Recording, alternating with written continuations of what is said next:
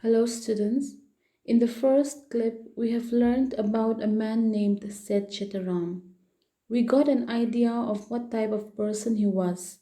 We also know that he had decided to go out and dun a farmer who owed him 5 rupees. We ended when he met an Eka driver who asked him where he was going.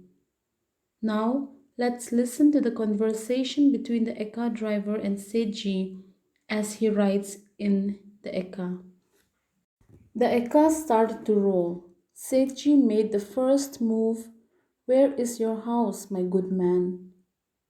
Excellency, my house is wherever I lie down. When I had a house, well, then I had it. But now I'm houseless, homeless, and worst of all, wingless. Fate has clipped my wings, cut off my tail, and abandoned me. My grandfather was a revenue collector for the Nawab Excellency, the master of 7 districts. Anybody he wanted shot was shot, and if he wanted somebody hanged, he had him hanged. Even before the sun came up, thousands and thousands of purses appeared before him. The Nawab treated him like a brother. That was how it was then, but now we're forced to work for people like you. Times change. As Setji hopped into the Eka, he decided to make the first move by asking the Eka driver where he lived. Then the Eka driver replied by telling him that he doesn't have a house, and that wherever he lay down was his house. He continues to tell him his story by saying that he used to be a rich man once, but fate has brought him into this condition. He said that his grandfather used to be a debt collector like Sethji and was working for the king, for the Nawab. His grandfather was like a brother to the Nawab. He said even before the sun rose, there were already people coming to pay their debts. This was how it used to be, but now we have to work for people like you. Here he is referring to Sethji. Sethji realized that he was up against a tough opponent, a regular champion. It wasn't going to be easy to get the better of him, but since the challenge had been offered, he'd have to take it up. He said, "But surely you belong to the imperial household. Your very appearance bears witness to that. Times change, brother. Not every day turns out the same. At home, we say that Lakshmi is fickle. She doesn't always act the same. Today she comes to my house, tomorrow to yours. Your father must have left you a regular pile of rupees." After the Eka driver told him his story, Sechi begins to think to himself that he was up against a tough opponent. Okay, previously he thought that the Eka driver was just a simple man, but after hearing his story, he starts to think to himself that this man is no joke. He is a great competitor in making speeches. Then he looks at him and tells him, "There is no doubt that you belong to an imperial family. I can see it from your looks." Okay, remember, Seji is a very cunning man, so here he is trying to praise him. He then says, "Yes, times change, and not every day is the same." Then Seji added, "One day, Goddess Lakshmi will be good to me, and the next day to you." Then he continued to ask the Eka driver if his father have left him any money. "Array," said G, "there was no counting that wealth. I don't know how many cellars it filled. The gold and silver were piled up by the boxful, and there were baskets jammed full of jewels. Every single gem was worth 500,000. The glitter was so great it put lamps to shame." Okay, so the Eka driver replied, saying, "Array," said G, "we never counted money because we had too much of wealth." The Eka driver didn't even know how many containers or storage room was filled with wealth. He said, "We had so much of gold, silver, and other jewels. Every precious stone was worth 500,000. And when the precious stones glitter, the lamp was put to shame." Okay, this means the lamp has no value as compared to the glitter. But fate was still around to be reckoned with. One day, Granddaddy passed away, and then we lost our connection with the Nawab. The whole treasure was looted. People loaded trucks with the jewels and carted them off. Even then, enough was left in the house for Daddy to live out his days in luxury, the luxury a fool would live in. After narrating to Seji how rich they used to be, he said, "One day grandfather passed away, and then unfortunately we lost the connection with the king. So the whole treasure was looted. People started robbing us," he said, and trucks loaded with jewels were carted off.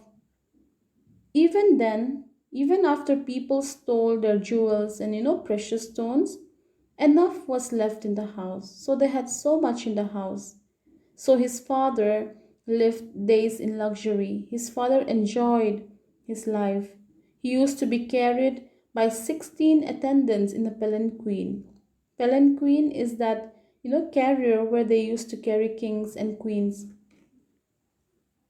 He also had mace bearers scurrying both in front and behind. And still he left enough for me to live on. Okay, even after his father enjoyed the money, the precious stones, the luxury life, there was still enough for the Eka driver to live on. But the Eka man did not live a sensible life.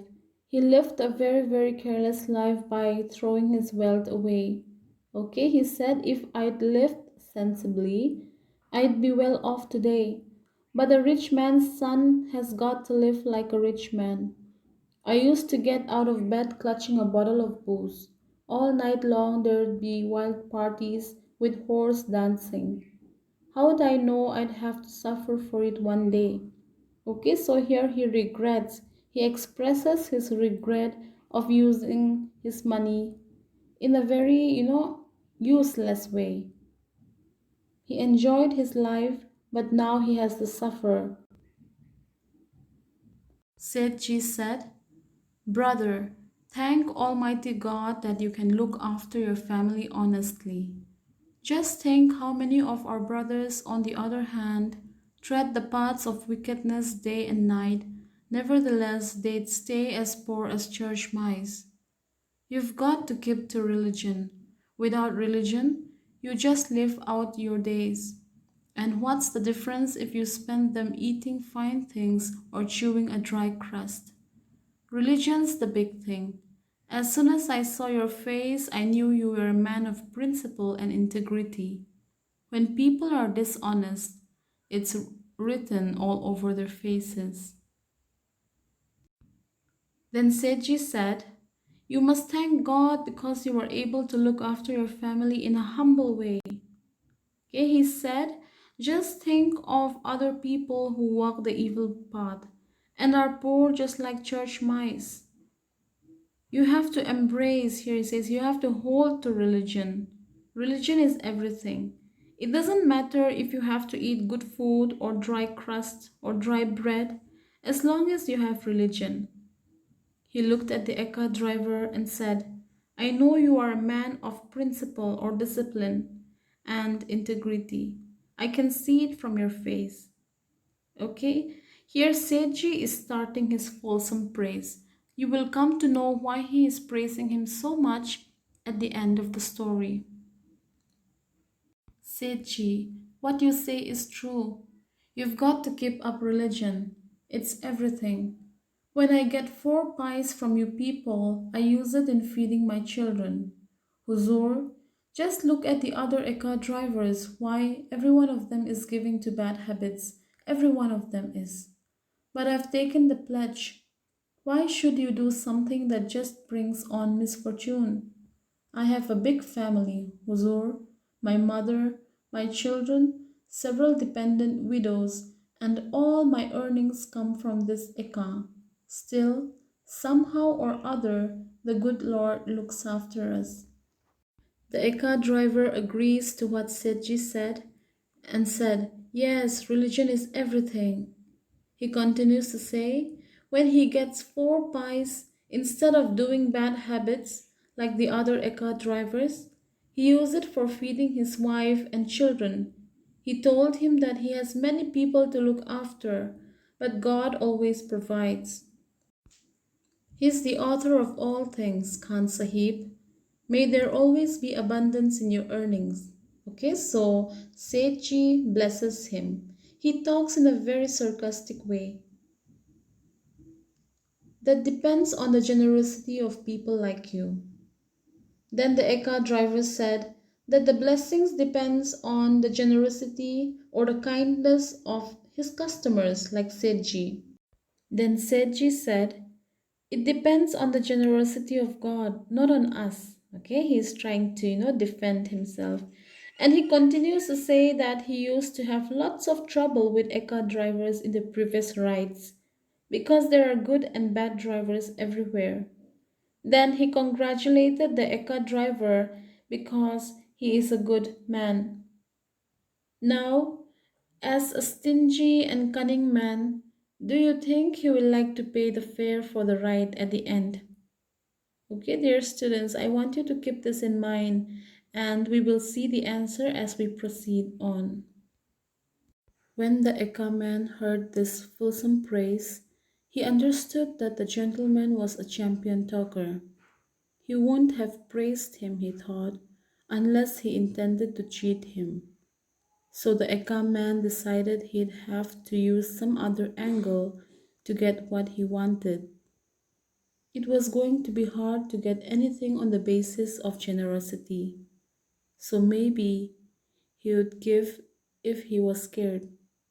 The Eka driver said, "But don't assume, Lalaji, that I am as nice and honest as I look. I'm honest with the honest, but with the bad ones, I'm a regular rascal. So just tell me if you want me to shine your shoes, I will. But when it comes to the fee, I don't do any favors for anybody. If I did, how would I eat?" When the Eka driver heard all the false praises, he began to realize that Seiji was just praising him to escape from paying the Eka fare. So he decided to change his tactic by scaring him. Okay, by saying that he is honest to people who are honest to him and bad to those who are bad to him. So if Seiji asks him to shine his shoes, he will, but when it comes to the fare, he will not do anybody any favor. If not, what will he and his family eat? Okay, he asked Seiji this question. Seiji had been convinced that once he did battle with the Eka man, he'd finish his journey without so much as a pice in payment. But after the speech, his ears pricked up. "Brother," he said, "I don't do anybody any favors either when it's a matter of money. But there are times when it's a matter of friendship, and then one's more or less obliged to give in. You too will have to make sacrifices from time to time. There should be no sharp dealings and harsh treatments from friends." From these lines, we can see that Seiji is still trying to get away without paying the Eka man. At first, Seiji thought that he will reach his destination by praising him all along the way and escape from paying him the fare. But when Seiji heard the bold answer of the Eka driver, his ears pricked up. Okay, he came to his senses. Then he said to the Eka driver, "Even I don't do anybody any favor when it comes to money. But when it comes to friendship, I try to give some concession."